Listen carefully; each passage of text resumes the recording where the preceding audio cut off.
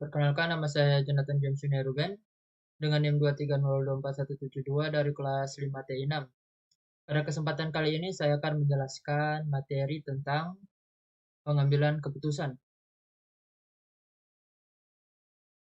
Proses pengambilan keputusan merupakan tahapan yang dilakukan manajer atau pengambil keputusan dalam menentukan solusi terbaik dari suatu masalah.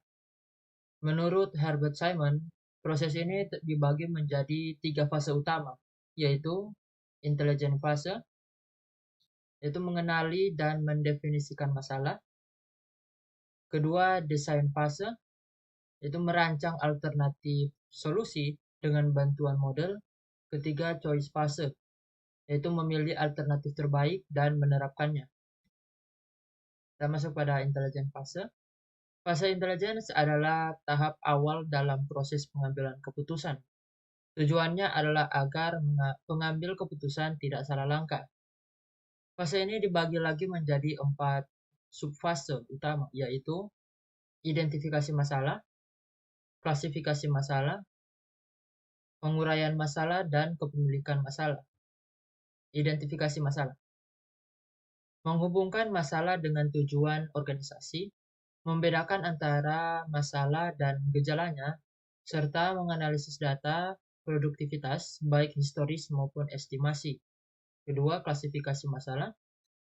Dalam klasifikasi masalah ada 3 jenis masalah, yaitu masalah terprogram, yaitu terstruktur, yaitu masalah yang berulang, rutin, dan ada prosedur penyelesaiannya. Contohnya penyusunan jadwal kerja. Kedua, masalah tidak terprogram, yaitu tidak terstruktur. Itu masalah baru yang unik, rumit, dan belum ada pola penyelesaiannya. Contoh penelitian inovasi. Dan masalah semi terstruktur, yaitu masalah yang berada di antara kedua masalah tadi, di mana sebagian dapat dimodelkan, sebagian lainnya membutuhkan intuisi manusia. Nah, kemudian ada penguraian masalah. Masalah yang kompleks seringkali perlu dipecah menjadi beberapa submasalah yang lebih sederhana agar mudah diselesaikan. Dan terakhir, kepemilikan masalah. Menentukan siapa yang bertanggung jawab menyelesaikan masalah, karena tanpa penanggung jawab, masalah bisa diabaikan. Masuk ke fase kedua, itu desain fase. Pada tahap ini, pengambil keputusan berusaha mengembangkan model yang merepresentasikan masalah.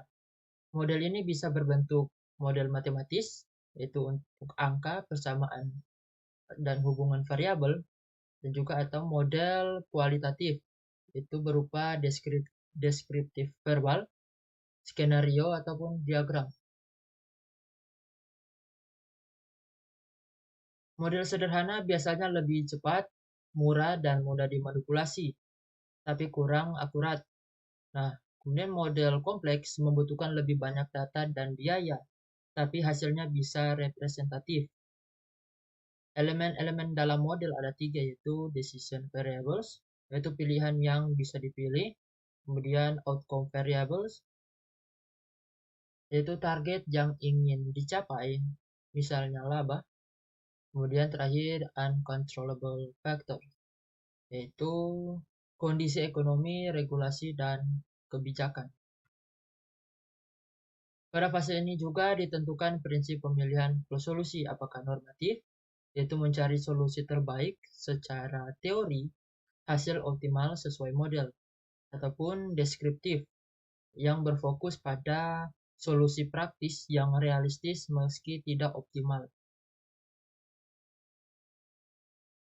Nah, masuk ke fase terakhir, yaitu choice fase, yaitu fase untuk memilih satu solusi yang akan diimplementasikan. Tahapan yang harus dilakukan adalah pencarian solusi.